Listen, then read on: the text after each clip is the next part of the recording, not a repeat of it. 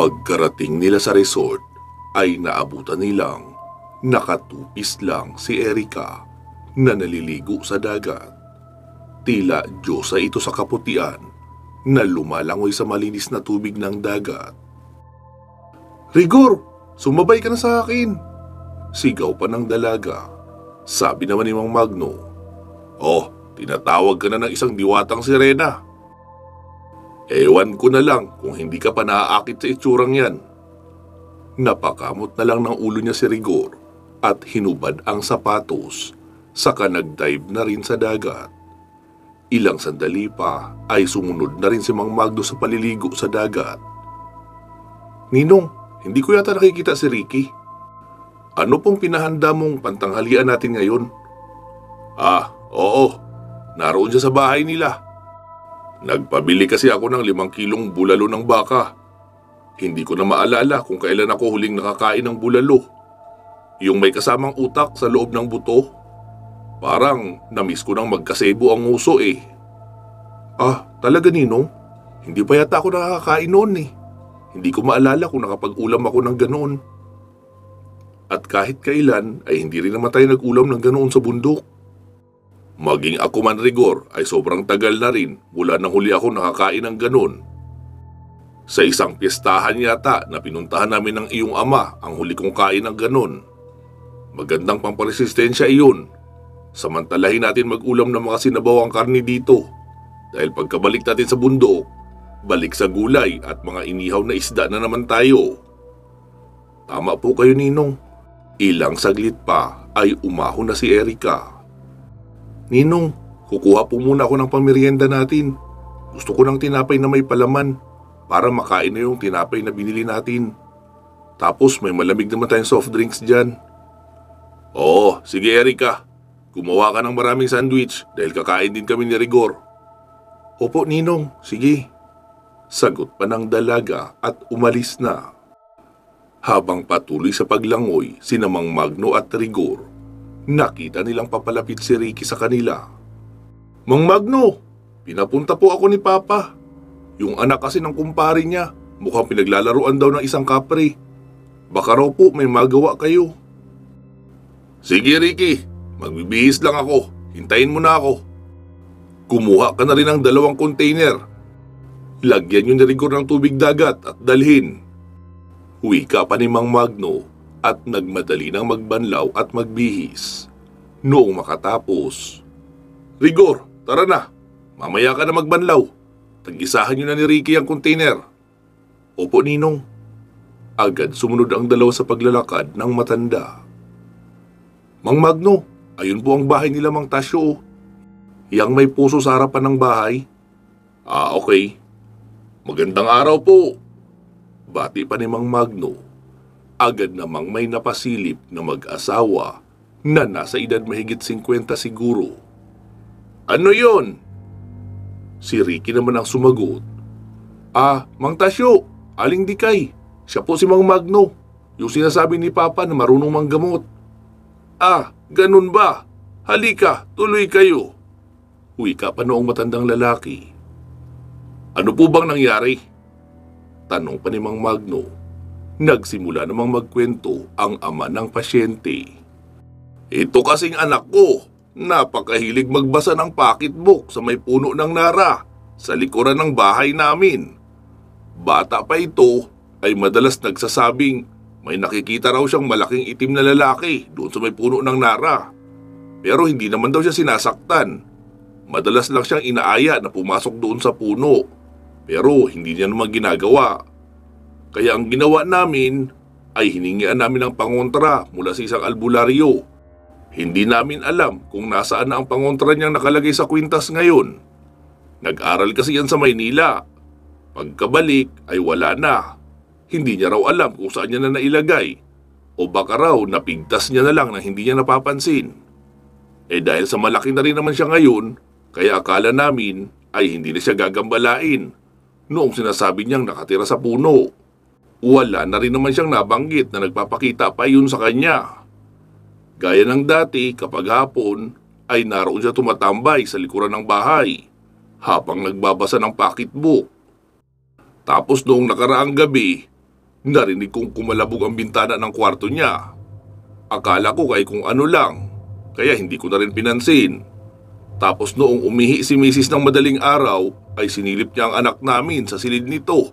Pero wala. Nakabukas daw ng malaki ang bintana. Kaya dali-dali niya sinabi sa akin at hinanap namin sa labas. Inikot na namin ang paligid ng bahay pero wala talaga. Nagpunta rin kami sa barangay para i-report at makahingi na rin ng tulong sa paghahanap. Tapos noong umaga na, habang nagluluto si Mrs. sa kusina sa likuran, ay nakita niya ang anak namin. Nakahiga sa may tabi ng puno ng nara, hubot-hubad. Tinawag niya ako upang maipasok sa loob. Halos panawan niya ako ng ulirat noong makita ko sa ganoong kalagayan ang bunso ko. Naisip ko kasi na baka dinukot at ginahasa ng mga adik. Mas lalo pa akong kinabahan noong hawakan ko siya dahil parang kasing lamig na siya ng yelo. Akala ko anong una ay patay na. Kaya laking pasasalamat ko sa Diyos dahil humihinga pa naman siya. Pero sobrang hina nga lang ng kanyang paghinga. Bali noong isang araw iyon nangyari. Dinala namin siya sa ospital para patignan kung anong nangyari. Ang sabi ng doktor na sumuri, nagalaw daw ang anak ko. Dahil may nakitang sariwang laceration sa kanya. Inireport na rin namin sa pulis upang maimbestigahan kung sino ang may gawa nito sa kanya. Tapos kagabi, binantayan namin siya habang natutulog.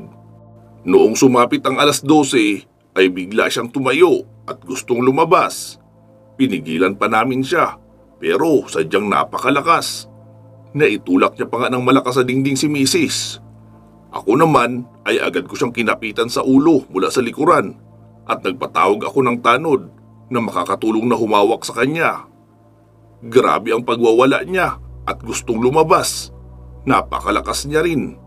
Ilang beses din kaming naitulak sa kung saan-saan bago namin siya natalian.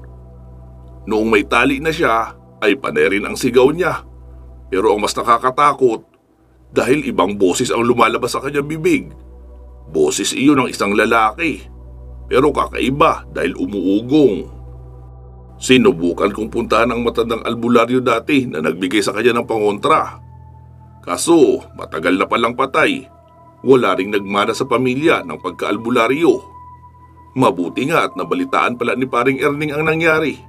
Sinabihan ako na nariyan daw ang may-ari ng private resort na marunong din manggamot.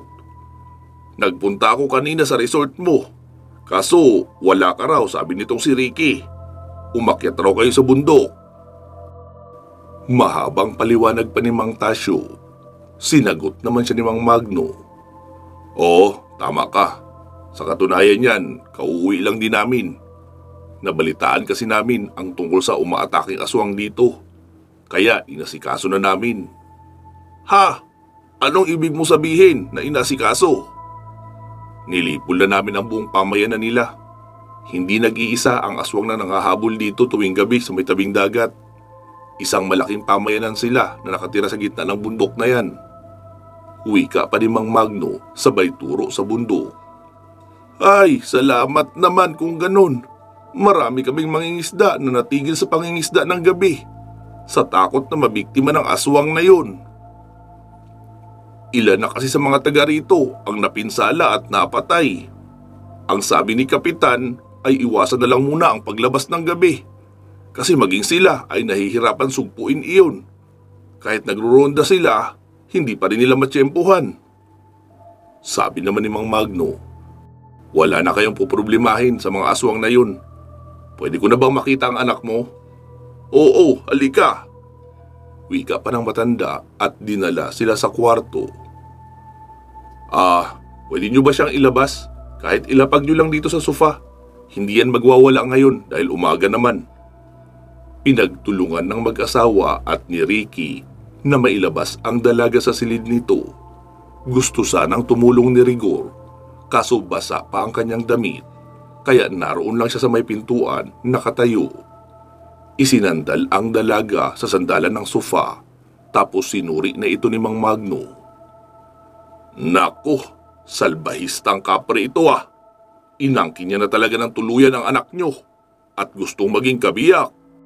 Agad namang naiyak ang nanay ng dalaga. Parang awa mo na po. Huwag mong hayaang makuha ng kapre ang anak namin. Huwag kayong mag-alala. Hindi tayo papayag na mangyari yun. May gasolina ba kayo dyan? Oo, meron. Sige, maghanda kayo ng kahit kalahating galon lang. Mamayang gabi pa natin yan kakailanganin. Kumuha na lang muna kayo ng maraming dahon ng kalamansi. Ipakulo nyo sa isang malaking kaldero. Lagyan nyo ng tawas at asin sa kapalamigin. Kapag medyo maligamgam na, ay doon kayo magbasa ng tawel.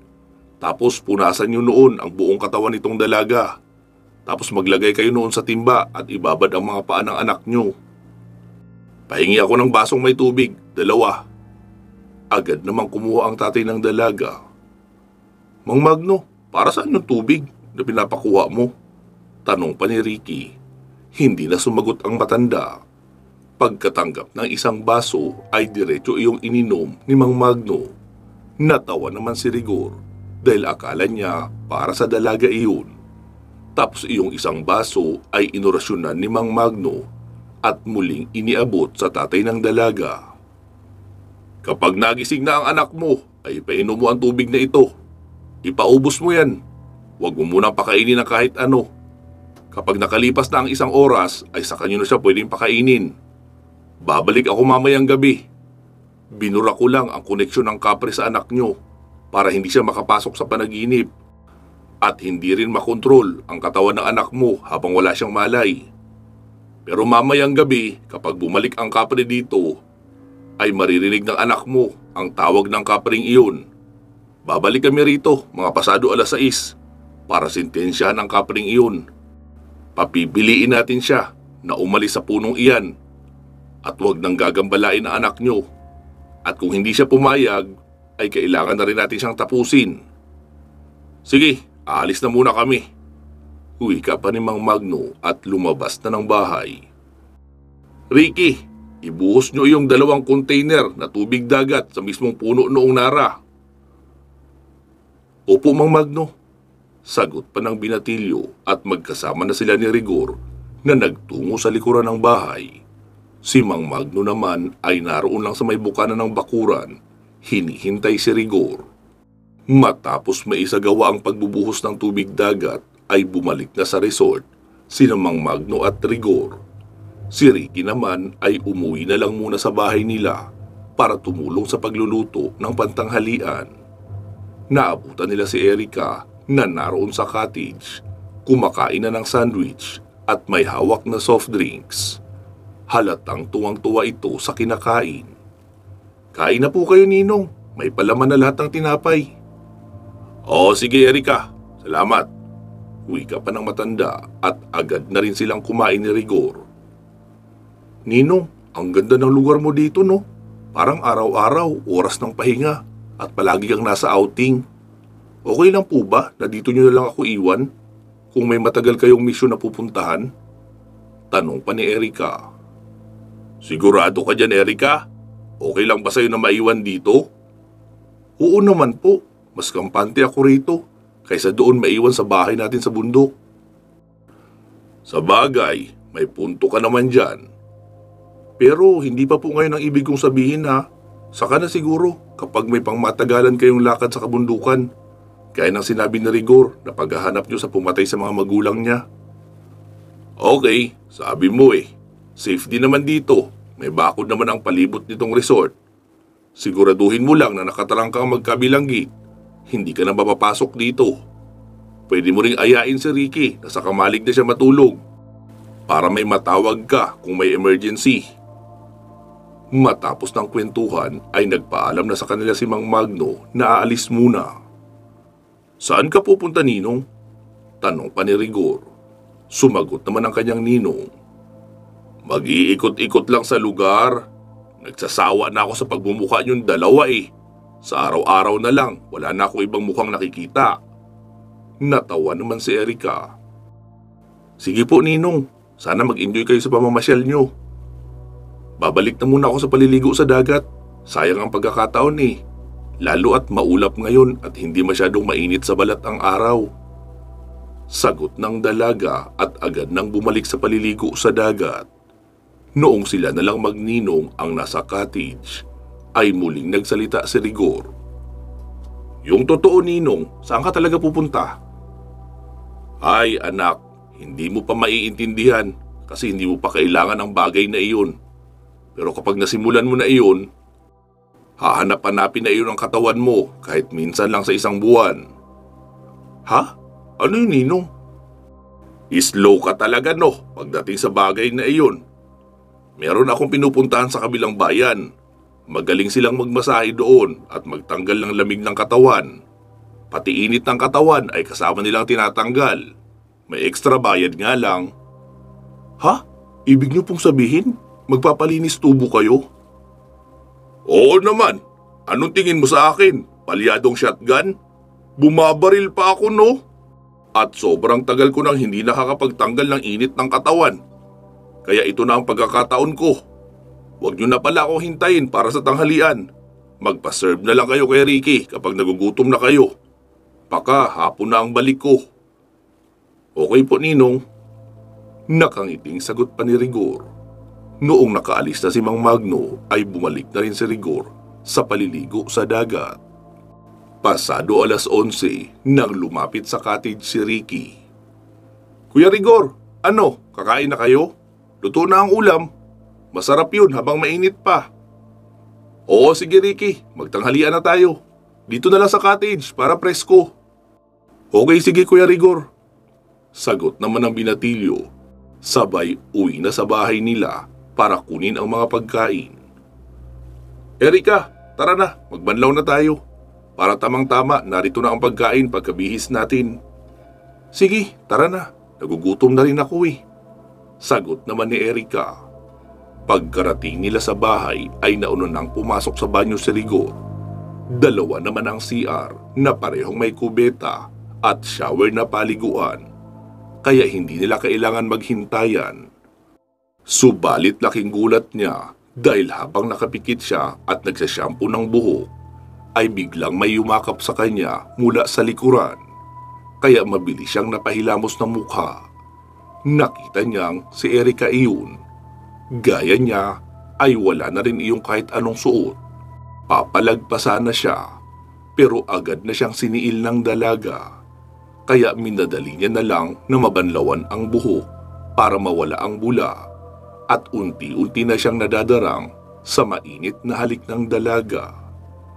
Kasalukuyan ng mainit ang mga tagpo nang may maalala si Rigor. Mabilis niyang hinawakan si Erika sa balikat sabay marahang itinulak. Erika, wag! Ha? Anong wag? Ayaw mo sa akin? Gulat na tanong pa ng dalaga na tila naiiyak. Hindi yun ang ibig kong sabihin. Wag ngayon.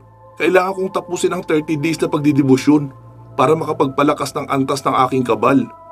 Hindi ako pwedeng gumawa noong bagay na iniisip mo. Di ba naikwento ko na sa'yo na kapag nagdidibusyon ay maraming bawal?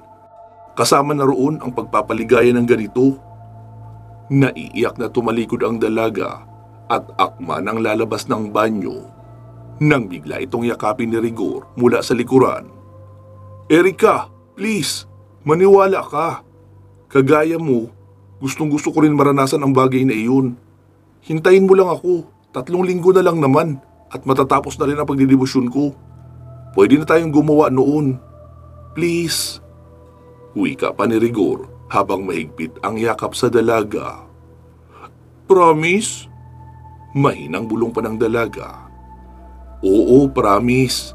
Magpapaalam tayo kay Ninong na magsusulo tayo para magkaroon tayo ng sapat na panahon para maasikaso natin ang isa't isa. Promise mo yan ha? Oo nga.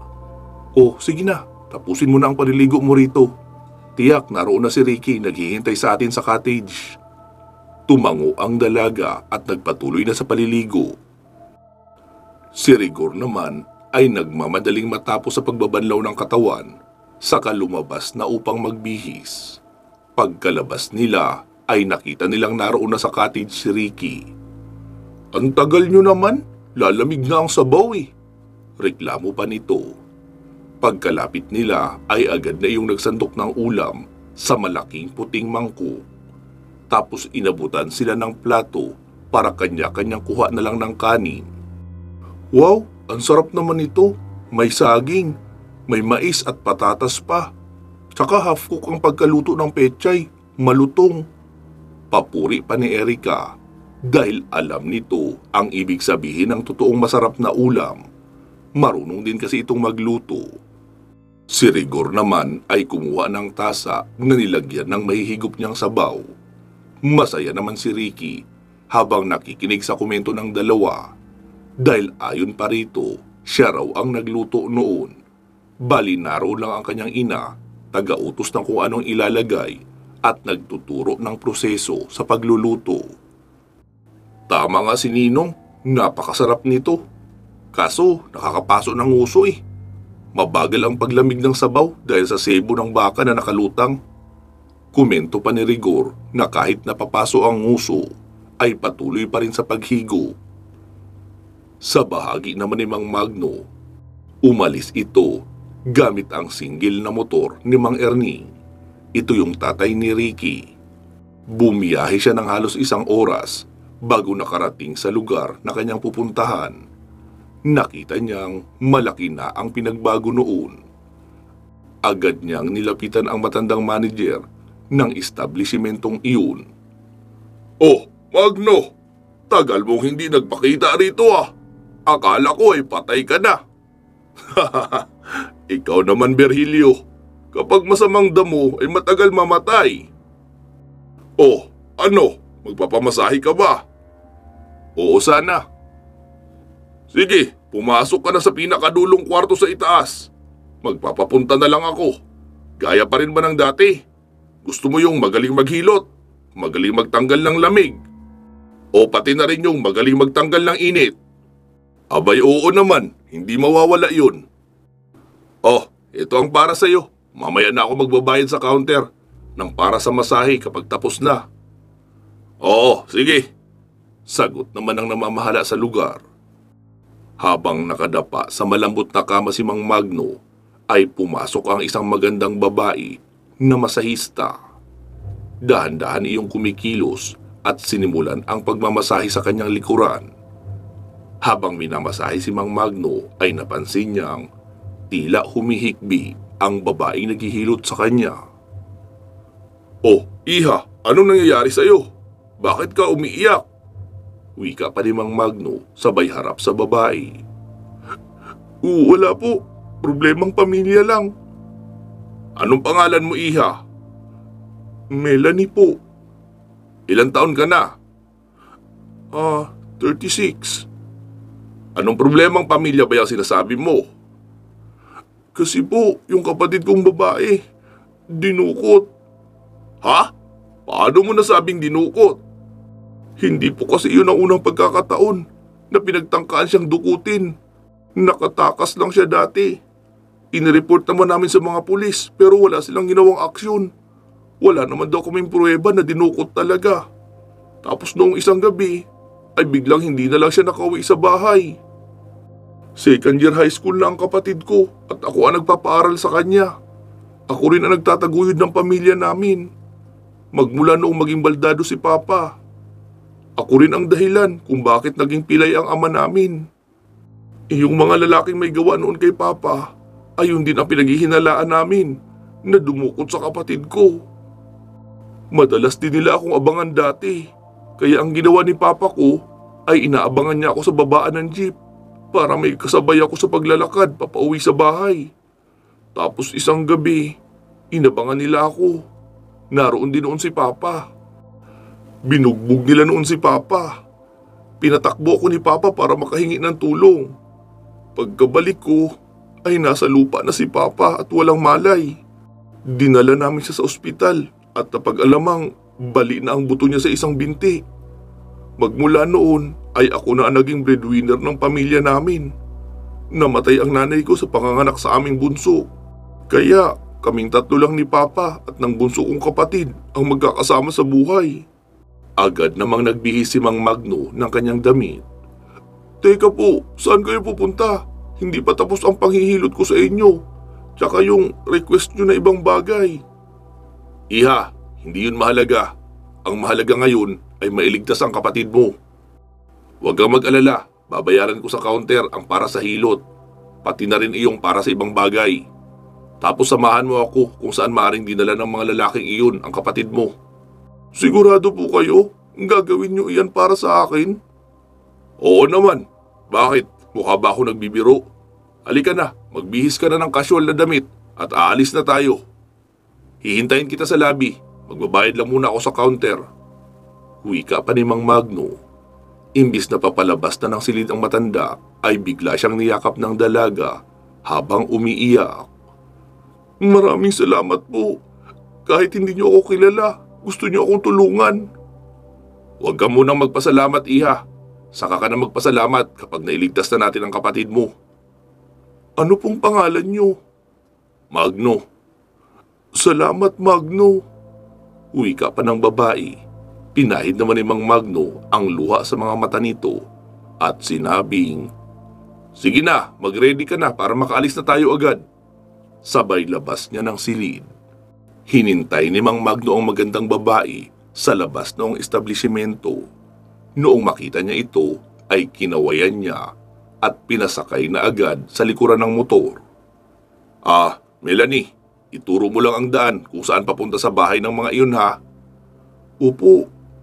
Bumiyahin na nga sila ng mahigit 15 minutos hanggang sa maputik na ang daan na kanilang dinadaanan. Mang Magno, huminto ka po muna. Ha? Bakit?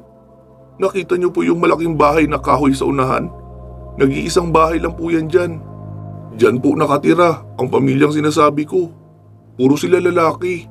Bali, 2 magkapatid na halos kasing edad niyo siguro. Tapos may 3 pamangkin na puro din lalaki at mga barumbado. Ang balita namin dito ay may mga pinanghahawakan silang agimat. Kaya maging ang mga taga-barangay at mga pulis ay takot sa kanila. Ganun ba? Sige, maiwan ka rito. Iiwanan ko na rin dito ang motor. Kung nariyan nga ang kapatid mo, ay siguradong makukuha natin siya. Pero pagkatapos nito, ay wag na wag kang magkikwento kahit kanino ng tungkol sa akin. Ang sabihin mo na lang na bigla na lang umuwi ang kapatid mo. Wag mo na rin sabihin ang mga lalaking narito ang kumuha. Basta itahimik nyo na lang ang isyu. Dahil kung ano mang ginawa nila sa pamilya nyo, ay kukunin na natin ang hustisya sa araw na ito. Maliwanag ba? Opo. Sagot naman ng dalaga na naghahalo ang takot at pag-aalala sa mangyayari. Anong pangalan ng kapatid mo? Melissa po o Isay. Isay po ang palayaw niya. Sige, ako nang bahala.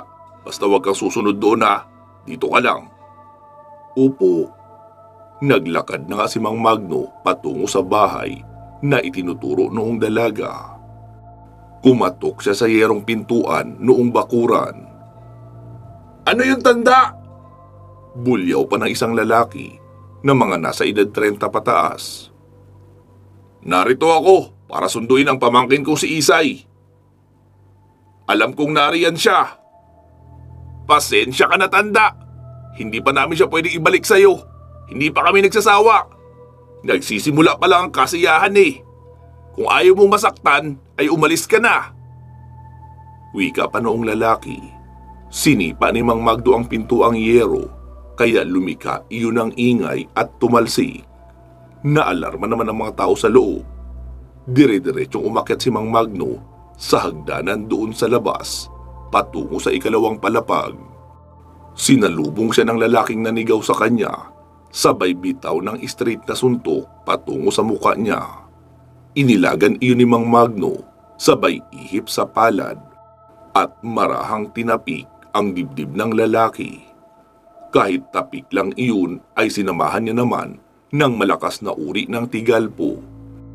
Kaya tila pinalo ng maso ang dibdib ng lalaki. Napaubo iyon ng dugo at may mga dugo rin na tumagas sa ilong, bibig at mata. Pagkatingin ni Mang Magno sa loob ay nakita niyang kumukumpas na rin ng tigalpo ang 2 lalaking may edad na naroon. Hinila niya ang katawan noong binata na nasa malapit sa kanya at iniharang. Kaya iyon ang tinamaan ng 2 malalakas na tigalpo. Sumabog ang ulo noon. Napasigaw ang 2 matanda sa galit dahil parang sila na rin ang pumatay sa kanilang pamangkin. Dumukot ng barya si Mang Magno mula sa bulsa at inorasyonan. Sabay ipinitik iyon sa dalawang may edad na lalaki. Parehong tinamaan iyon sa hita at nagawang maputol ang buto. Kaya napabagsak iyon pareho sa sahig. Mga antingero pala kayo ha! Ginagamit nyo ang inyong karunungan sa masama at mang-api ng mga tao. Wika pa ni Mang Magno. Nilapitan niya iyon at inilapat ang kamay niya sa ulo ng dalawa. Sabay hipa ng malakas na tigalpo. Parehong sumabog ang ulo noon. Nagulat naman si Mang Magno noong makarinig ng dalawang putok ng baril. Parehong tumama sa katawan niya ang bala. Pero hindi iyon tumalab dahil bago pa siya pumasok sa bakuran ay nakapag-usal na siya ng proteksyong espiritual at nasa pangalawang antas na ang kanyang kabal. Sinugod siya ng dalawang lalaki na may hawak na itak. Napansin kasi ng mga iyon na hindi naman siya tinabla ng bala. Mabilis na umiilag si Mang Magno sa bawat pagtaga ng mga itak. Hanggang sa mahawakan niya ang itak ng isa sa mga iyon at iyon din ang ginamit niya upang ipansaksak doon sa pangalawa.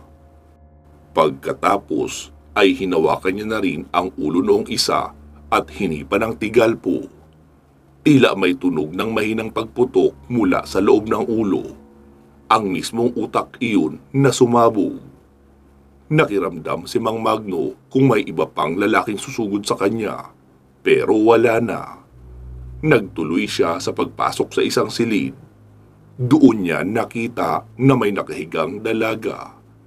Maraming bahid ng dugo ang sapin ng kama na hinihigaan nito at walang kahit anong saplot.